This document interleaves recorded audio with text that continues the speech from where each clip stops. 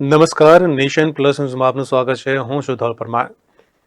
ડભોઈ તાલુકાના કાયાવરણમાં આવેલ લકુલેશ મંદિરે મહાશિવરાત્રિની ઉજવણી કરવામાં આવી હતી, જે મોટી સંખ્યામાં ભક્તો ઉમટી પડ્યા હતા. ગુજરાતનું કાશી ગણાતું એવું ડભોઈ તાલુકાનું કાયાવરણ તીર્થધામમાં લકુલેશ મંદિર આવેલ છે. ભગવાન શંકરે લકુલેશ ભગવાનના સ્વરૂપે 28માં અવતાર લીધો હતો. તે પ્રમાણે શિવપુરાણમાં વર્ણન છે.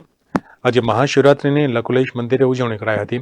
સાથે સાથે લકુલેશ મંદિરને 50 વર્ષે પૂર્ણ થતા સુવર્ણ જયંતિ તરીકે પણ આજે ઉજવણી કરવામાં આવી હતી, જ્યાં વર્ષોની પરંપરા મુજબ મહાશિવરાત્રિના દિવસે અભિષેક, પ્રહર પૂજન, ઉપાસના, બિલીપત્રે મહાપૂજા પૂજન કર્યાનું આખા વર્ષનું ફળ મળે છે. તેમજ 4 પાનની પૂજા કરવામાં આવી હતી, જેનાથી ભક્તો પાવન થયા હતા.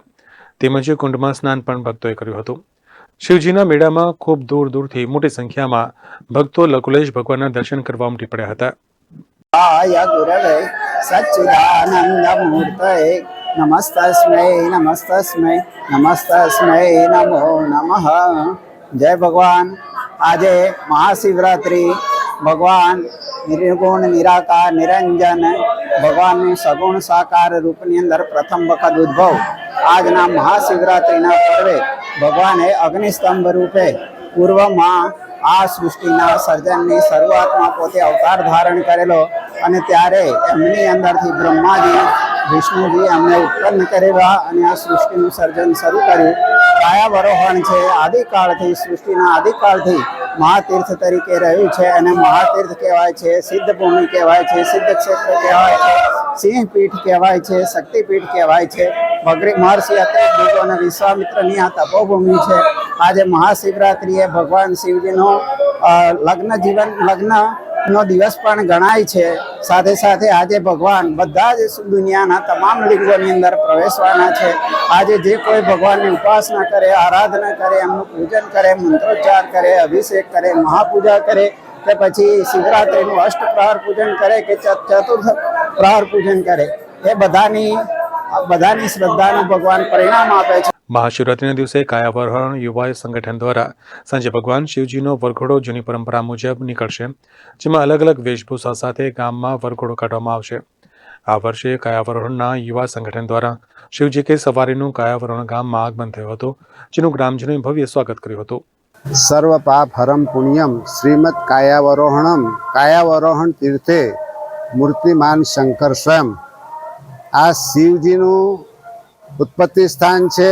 ભગવાન શિવજીએ માનવ કાયામાં અવતરણ ધારણ કરી અને ભગવાન શિવજીનો 28મો અવતાર કાયાવરણમાં લીધો હતો. શિવ પુરાણમાં એનું મહાત્મ્ય છે. શિવજીની શિવરાત્રિનો આજે ખૂબ જ અગત્યનો દિવસ છે, કારણ કે આ તીર્થમાં ભગવાન શિવજીનું જે પ્રાસાદ ઘર બન્યું તેને 50 વર્ષ પૂરા થશે અને 50મા વર્ષમાં અમે સુવર્ણ જયંતિ તરીકે ઉજવીએ છીએ. આજે 15 થી 20 હજાર માણસો, યાત્રાળુઓ, દર્શનાર્થીઓ ફરાળ લઈને જશે અને ખૂબ સુંદર મેળાનું પણ આયોજન છે. આજુબાજુના ગામડાવાળા, શહેરવાળા અને ભગવાન શિવજીના ભક્તો અહીંયા મુલાકાત લેશે, ભગવાન શિવજીના આશીર્વાદ લેશે અને ધન્ય થશે. મુક્તાનંદજી અને યુવા સંગઠન દ્વારા ભવ્ય મેળામાં સુંદર વ્યવસ્થા ગોઠવવામાં આવી હતી, જ્યારે પોલીસનો મેળામાં ચાંપતો બંદોબસ્ત ગોઠવવામાં આવ્યો હતો.